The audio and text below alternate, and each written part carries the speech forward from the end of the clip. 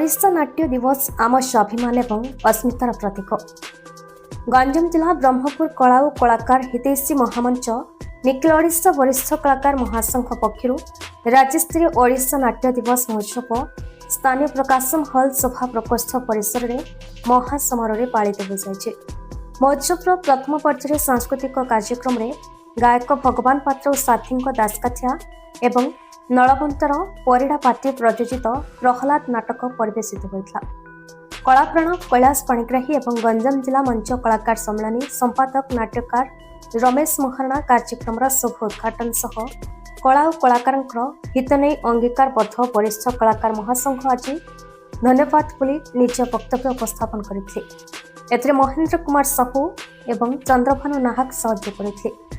कार्यक्रम द्वितीय पर्यायर महासंघ सभापति सीमांत नटराज डाक्टर तिरुपति संघ अध्यक्षत एक सांस्कृतिक सभा अनुष्ठित होता। एथिरे वरिष्ठ यात्रा कलाकार मंच मोहन राजेन्द्र पति मुख्य अतिथि, नाट्यबंधु भरत चंद्र बेहेरा मुख्य वक्ता, सम्मानित अतिथि भाव वरिष्ठ नाट्य निर्देशक नाट्यकार अभय कुमार दास, नाट्यश्री फाउंडेशन अध्यक्ष भवानी शंकर मिश्र, गंजाम जिला वरिष्ठ कलाकार संघ कार्यकारी सभापति दुर्गा प्रसाद आचार्य, मो अनुष्ठान अध्यक्षा कुंजलता महंत प्रमुख जोगदे ओडिशा नाट्य दिवस आम कलाकार मान स्वाभिमान और अस्मितार परिचय बोली मत व्यक्त करते।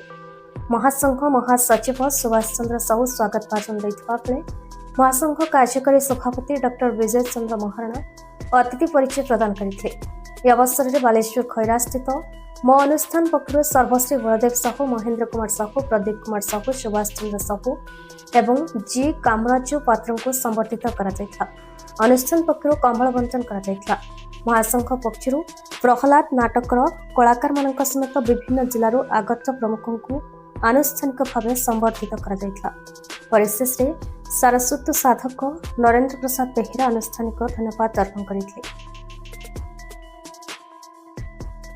मु डॉक्टर तिरुपति साहू निखिल ओडिशा वरिष्ठ कलाकार महासंघर सभापति।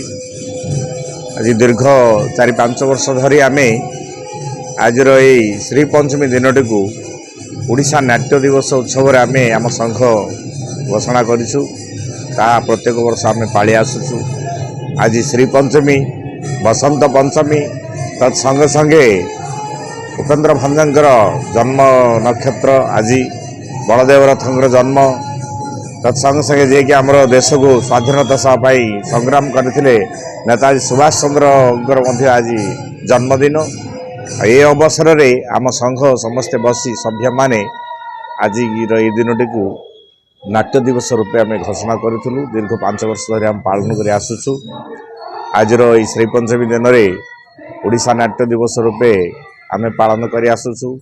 आज प्रत्येक विद्यालय आमर एमती सभा समिति आपण मैंने आसिक आम प्रश्न कर पचारूँ। कलाकार होती ये कला जगतर तांके अमृत संतान आ केते दुख जंत्रणा सही मुखरे रंग बड़ी दे समस्त को आम हस खुशी माने प्रदान करते। समस्त को हस खुशी कलाकार जन्म होची श्रेष्ठ जीवन। से अभिनय करी समस्त हृदय गोटे हस खुशी दे पारुछि, दुख दे पारुछि, आनंद दे पारुछि, वार्ता दे पारुछि। तेणु कलाकार आम सर्वश्रेष्ठ बोली मन करूँ। मो ना राजेन्द्र पति, जड़े वरिष्ठ कलाकार। मो घर ढेंकानाल महिमाकदी चोरंदा। मु अन्नपूर्णा थिएटर दीर्घ वर्ष थी और यात्रा जगत में 40 वर्ष अतिबाहित करी। 15 वर्ष है मु यात्रा जगत अब्याहति नहीं अवसर नुह। कलाकार माने केबे हेल अवसर नियंती नाही, कलाकार माने अब्याहति नियंती। कलाकार मान पछरे एक्स लगे नहीं। जदि आमर मान्यवर महानुभव राष्ट्रपति जदि रिटायर करिगले ताहले तांकर एक्स लेखा जाए, किंतु कलाकार एक्स लेखा जाए नहीं। जेहेतु कलाकार माने सबुदिन पाई अमर। तेणु आज माता सरस्वती पवित्र दिन में माता सरस्वती कला जगतर अधिष्ठात्री देवी, कलाकार मानकर पूज्य माता अधिष्ठात्री देवी।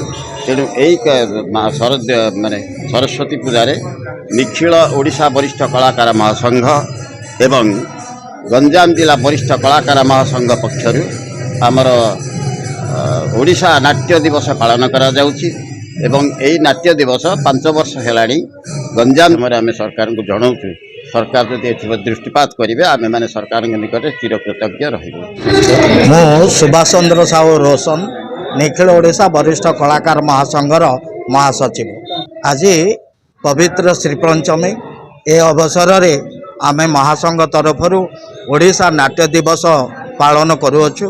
दीर्घ 5 वर्ष है यही कार्यक्रम अयमारंभ। प्रथमतः गंजाम जिल्ला आरंभ करिछु।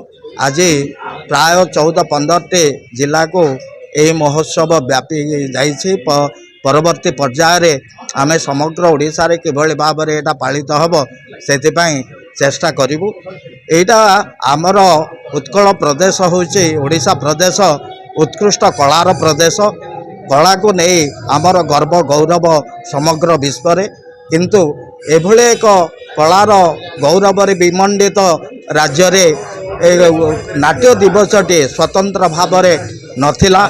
आमे बहुत द्वितीयतः यही तिथि रे काले कवि सम्राट उपेन्द्र भंजंकर जन्म होता बोली केतेक गवेषक मत पोषण करते।